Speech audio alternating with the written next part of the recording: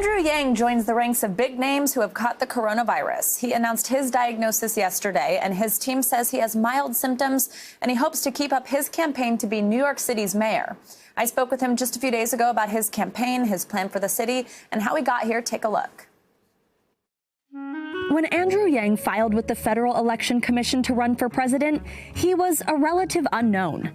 That didn't last long, as his plan to give every American $1,000 caught some steam. The dark horse candidate was soon dubbed the internet's favorite candidate, thanks to what became known as the Yang Gang. Now he's seeking a new office, a little closer to home. Are you running for mayor? Yes, I am. Mayor of New York City. You have the greatest name recognition in this race for mayor, largely in part to the fact that you ran for president.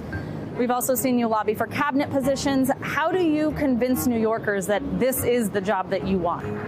I've lived in New York for 25 years. I'm a public school parent right here in New York. My wife grew up in Queens. I'm here and running for mayor for one reason only. Our city is in an historic crisis, and I think I can speed up our pathway out. Though he's lived here for years, he hasn't voted for years. He didn't cast a ballot in an NYC mayoral race more often than doing so.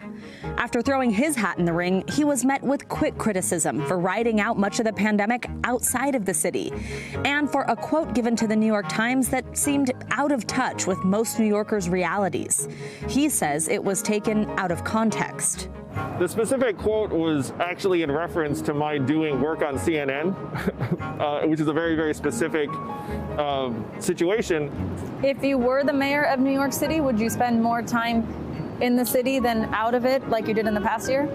Oh, I'd be here the whole time. Are you kidding? Are you concerned about a mass exodus from New York City?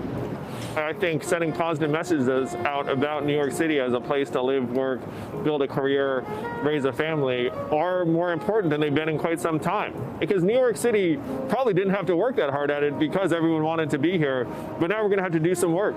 New Yorkers love New York. People who have never lived in New York love New York.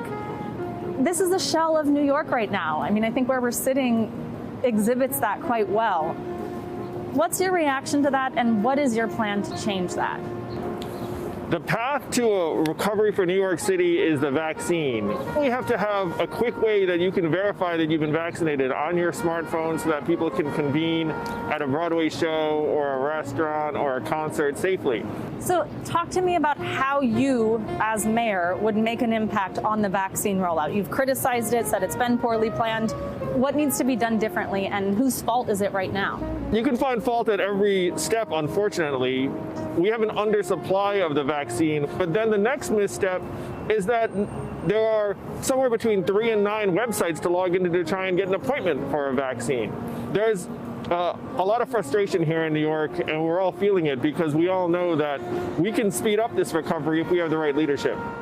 And once the vaccine is widely distributed, he has a plan to throw a massive post-COVID party. There's going to be one in every borough. There'll be artists, Broadway, concerts, speakers, poets. The essence of New York will be on display. He has more creative ideas. One that made headlines, he wants to bring TikTok hype houses, basically creator collectives, to New York City. It's young, talented people and creatives coming to New York that make it so that organizations feel they need to be headquartered here to access that talent, that makes them willing to pay a premium for office space here. Those out-of-the-box ideas may be credited to Yang's political outsider status. How much of your background in this tech lane do you think is a benefit to a mayoral position? Oh, well, I think most New Yorkers just want government to work better. Now, there are some things that technology can help with in that regard, like, for example, being able to schedule a vaccination appointment more efficiently. But a lot of it revolves around picking the garbage up, having a school aide in your school that can look out for your kid. So there are certain things that technology can help with a great deal, but other things we just need to execute on better. Are you ready to address a rat infestation? You know, I just saw a rat the other day that was very large every day. And deceased. You know, under my administration, we'd get that dead rat off the street ASAP. Hey, NBC News viewers, thanks for checking out our YouTube channel. Subscribe by clicking on that button down here. And click on any of the videos over here to watch the latest interviews, show highlights, and digital exclusives. Thanks for watching.